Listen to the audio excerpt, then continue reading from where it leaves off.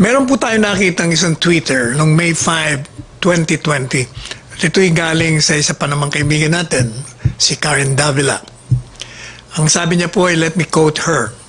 Ang sabi niya ay, sa dami ng problema ng Pilipinas, sa dami na nagkakasakit at namamatay sa COVID, sa laki ng problema ngayon sa ekonomiya, sa dami ng nawala ng trabaho dahil sa COVID, talagang pagpapatigil ng ABS-CBN ang inaatupag nila. Ibig sabihin yung nila, yung gobyerno. Hindi ko maintindihan kung nasaan ang puso nito.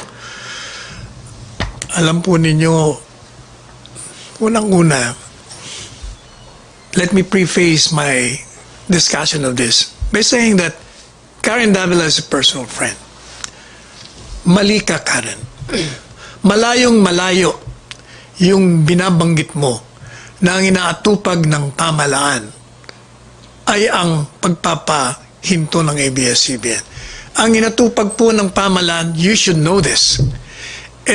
From the very start, nag-respond kagad ng presidente. Nakita mo siya pa ang unang-una. Isa sa mga unang leader sa Asians na nag-ban ng travel na nanggagaling doon sa ibang bansa na merong COVID at nag-ban din ng paalis. And after that, siya ay nagdesisyon na magkaroon ng lockdown or general community quarantine initially, and then naging enhanced community quarantine. At pagkatapos nun ay nagbigay na ng mga regla, mga protocols upang masawatan natin yung spread. And apart from that, gumawa na rin ang presidente ng mga hakbangin upang magkaroon ng pera na itutustos natin dito sa digmaan. Malayong malayo, ni hindi naisip ni presidente yung ABS-CBN na yan. Now, kahapon, nagpalabas po ang NTC ng cease and desist order. At ngayon nga, ay nag-sign off ang ABS-CBN. Tayo po ay nalulungkot personal sapagkat ako po, kung hindi nyo pa na alam, ako po ay nagprograma sa ABS-CBN at katandem ko pa si Pinky Webb dyan sa Pasada 7. At marami akong naging kaibigan dyan. At ako'y nanunood.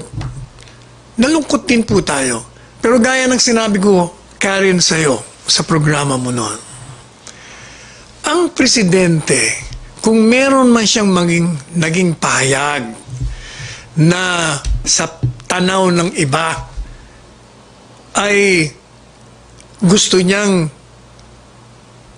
pahintuin ang ABS-CBN, nagkakamali po kayo. Yung pong kanyang mga hinaing, yung kanyang galit, ay nagmumula po sa isang valid na dahilan. Ano po yun? Siya po ay nagbigay ng pera upang i-advertise yung kanyang pagkakampanya nung siya ay kandidato sa Panguluhan. Subalit, for whatever reason, hindi po ito inilabas. Ang nailabas nga doon yung banat sa kanya, yung kay Trillanes. Kaya po siya nagalit. Kung baga, yung kanyang sinabing, tatapusin ko ang ABS-CBN, ang ibig niya, tatapusin ko yung mga violations nyo, yung ginawa nyong mali at labag sa batas sa akin. Pero, hindi po ba, Miss Karen, ano bang sabi ko sa iyo noon? Matagal ko na po sinasabi yun. Na ang kapangyarihan ng pagbibigay ng prangkisa, the authority to grant the franchise, at yung prangkisang natapos na, at yung renewal, hindi po kay Presidente. Paulit-ulit na po nating sinabi yun, na yun po ay nasa Kongreso. Yun po ang sinasabi ng batas. At sinabi na rin po natin to at marami na rin sumunod, na yung pong ABS-CBN franchise, was to expire much earlier nung dinidiskusyon pedo. Katunayan, ang ginawa nga po nila ay naghain na sila ng petisyon sa Kongreso para mabigyan sila ng bagong franchise. 6 years earlier. Sa madalit sabi, ay panahon pa po ng Aquino administration, meron na nakabinbin sa Kongreso. Subalit, hindi po nabigyan, hindi natalakay sa Kongreso. Dumating ngayon ang presidente sa panahon ngayon. Hindi rin po natalakay. Hindi nyo naman po pwedeng itapon ng sisi kay presidente kung itong NTC ngayon ay nagbigay ng cease and desist order sapagkat yun naman po ang tinatakda ng batas. Ang sinasabi po ng batas at ito naman pinanigan ng Korte Suprema na yung pagbibigay ng prangkisa ay nandun lamang yan sa Kongreso. Kung wala ka ng prangkisa, hindi ka na po pwedeng mag-operate. Ito namang NTC, nag-aral po ng batas. Pinag-aralan nila ng gusto sapagkat nakabinbin sa kanila yung problemang yun. Nagdesisyon po sila na ayon sa kanilang pag-aaral, ay hindi po pwedeng magbigay ng provisional authority kahit na ang Kongreso ay nagbigay na ng resolusyon. Sapagkat meron pong sinasabi naman ng Korte Suprema, kahit nga may resolution, hindi binding yan. Kailangan magpasa ka ng batas na nagbibigay. Yan po ay matagal na nating sinasabi. Kaya nung mag-file nga po si Soljan Kalida ng petisyon, ng co-waranto, dahil merong mga paglabag ng violations. At tinatanong po tayo tungkol doon. Ang sabi po natin, yun ang kanyang obligasyon. Dahil kung hindi niya naman ginawa yun, siya naman ang pwedeng idemanda dahil hindi niya ginagawa ang trabaho niya. And sabi po natin noon, may remedyo naman po dyan. Sabi natin, ang Kongreso, ang kausapin natin na talakayin nila at pag-usapan nila kung karapat-dapat o hindi karapat-dapat na bigyan ang ABS-CBN ng Kongreso. Marami pong panahon, maraming taon na nakalipas. For whatever reason, hindi po natalakay ng Kongreso. Hindi naman sabi niya, sinisisi natin ng Kongreso sapagkat ang Kongreso naman po meron din naman sinasabi sa atin na marami naman kaming inaasikaso, hindi lang naman yung prangkisa ng ABS-CBN, sa dami ba naman ng tinatalakay namin ng batas. Kaya, kung baga, huwag nyo kaming madaliin. Pero sa dami nga, na-overwhelm siguro ang members of Congress, hindi nila na-discuss, hindi sila nagkaroon ng solusyon dan. Hanggang makaabot nga po rito na 1 buwan na lang yata, magsasarado na ang ABS-CBN dahil walang prangkisa. Pero even before that, alam po ninyo, sabi ko nga po noon, kung matatandaan po ninyo, kung meron silang resolution na halos unanimous, na pwede mong bigyan muna ng pansamantalang authority na mag-operate ang ABS-CBN na pinadala nila sa MTC. Bakit naman hindi po pwedeng pasa sila ng batas? Kung hindi man yung 25-year renewal, pwede naman sila magpasa muna ng batas. Sige, 1 taon muna kayo dyan habang dinidiscuss namin. Yun po sinabi ko sa programa ni Karen, sinabi ko sa maraming mga interview sa akin. At pwede naman pong gawin nila yun. Kaya lang, gaya nga na sinabi natin, hindi naman natin pwedeng ipilit din naman yung kagustuhan natin kung merong mga mahalagang bagay na kailangan ding i-discuss sa Kongreso. But, habang totoo po, na yung NTC kasi, pag nagbigay naman po sila ng provisional authority, sila naman ang hindi demanda. At wala naman pong pwede rin magawa ang Presidente. Tandaan niyo po si Presidente, nung nagbigay ng apology ang ABS-CBN, ito naman po may kababaan ng loob na tinanggap din naman yung apology. Kung sinasabi nila na, kasi yung Presidente, sinasabing sa saraduan ang Kongreso, kaya yun ang naging sinyal sa Kongreso, kaya hindi sila gumalaw. Kaya nga kaninang umaga sa programa ni Christian Isguera, sinasabi niya na, ang presidente, ang may power, malakas sa Kongreso, kontrolado niya. Hindi naman po totoo yun. Sapagkat nakikita niyo naman, sino po bang mga appointees ni Presidente na hindi nakapasa sa Kongreso? Hindi po ba si Gina Lopez na he went out of his way na sabihin sa Kongreso, okay yan sa akin si Miss Gina Lopez. Kailangan ma-approve yan. Hindi po ba na-disapprove nila? Meron silang mga dahilan. Na may narinig po ba tayo kay Presidente na nagreklamo o nag-criticize sa Kongreso? Wala. Sino pa? Hindi po ba yung dating Secretary of Foreign Affairs natin? O hindi po ba hindi rin siya na-approve ng Commission on Appointments?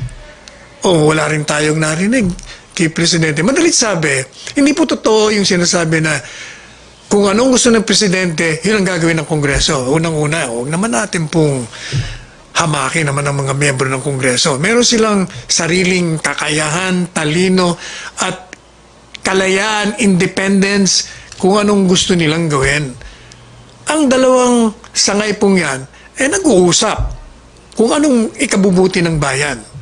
Sa madalit sabi, habang totoo na huminto ngayon ang ABS-CBN na sumunod sa cease and desist order, meron po namang remedyo. Ano po bang remedyo? Hindi po ba sabi ni Congressman Salceda, 1 linggo lang yan, pwede na naming ipasa kagad yan eh. Sabi rin nga ni Senador Soto, kung dito lang sa amin tapos kagad yan. So, hindi po hopeless ang sitwasyon. Merong remedyo. All Congress has to do is to put that on the table, discuss it, siguro within a week, gaya na sinasabi ni Congressman Salceda, tapos na kagad ang usapan nila. Now, sasabihin na naman nila, hindi, yan na naman, pagdating kay Presidente, hindi makakapasa yan. Dahil galit siya, sabi na nga natin, tapos na yung kanyang, kung meron man siyang hinanakit, yung po'y nakakalimutan niya na, pinatawad niya na, ipinasa Diyos niya na. Ang Presidente po, pagdating ng mga bills na pinasa ng Kongreso, pinag-aaralan niya at ang palaging panuntunan ng Presidente, ito bang batas na itinatapon sa aking lamesa, naaayon sa saligang batas? Ito ba ay makakabuti? Unang-unang tanong niya, makakabuti ba ito sa taong bayan? Pangalawa, ito ba ay ipinasa nila na ayon sa itinatakda ng saligang batas? Sapagkat kung hindi ito nakakabuti sa bayan at ito'y in violation of the Constitution, ay nakita naman natin ng Presidente, talagang hindi nakakalusot sa kanya yan. Meron siyang mga urgent bill, kung matatandaan nyo, na pinasa naman ng Kongreso. Pero pagdating sa lamesa niya, nung makita niya, hindi maganda ito, maging source of corruption to, ayaw ko nito, binito niya. Ganun po ang Presidente. Kaya yung mga nandiyan po sa ABS-CBN at yung mga kagaya ko rin na gustong manood, marami po tayo doon, wag po tayong mawala ng pag-asa. Hayaan po natin ang nararapat na magpasya sa prangkisa ng ABS-CBN. At ang Presidente ay gagawin niya ang kanyang tungkulin na naaayon sa saligang batas. Huwag po tayong mawawala ng pag-asa. Palagi pong, hindi ba sinasabi niya, at the end of the tunnel there is light. Habang maraming madilim ang langit, ito naman ay nagbubukas at dumarating ang araw. So, huwag po tayong mawawala ng pag-asa. Ang ating dakilang lumika ay palagi namang nandyan. Kung anumang suliranin natin, tayo po'y magdasal sa Kanya at bigyan ng kaliwanagan tayong lahat. Bigyan tayo ng karunungan upang matahak po natin ang landas tungo sa kalawalhatian. Pero huwag po nating itatapon ang sisi sa isang presidente na ang nasa isip lamang paglingkuran ng bayan at bigyan ng proteksyon ng bayan. Sabi ng iba, pwede naman daw na baliktarin ng presidente yung desisyon ng NTC. Hindi po totoo yun. Alam po nyo, sa ilalim ng batas. Yung NTC po ay isang quasi body. May authority po yan na magdesisyon. At hindi po pwedeng pakialaman ng presidente. Pag pinakialaman po ng presidente yan, di siya naman po ang lumabag ng batas. Kaya, kung gaya nga ng sinabi ni Presidential Spokesperson Harry Roque, there are available remedies under the law. O di gawin po ninyo yon para matapos na itong usaping ito. Anyway, pansamantala po tayong magpapaalam. Mukhang inabot na naman tayo ng oras. At ito po ang inyong lingkod, Salvador Panelo, isang lingkod bayan at isang manggagawa ng pamahalaan, nagsasabing tahakin po natin ang daan patungo sa rosas ng kaluwalhatian. At yung mga tinik na aapakan natin, gawin po nating mga hapag or steps o hagdan o papunta po ron sa mga petals ng roses. Marami pong salamat at magandang araw po.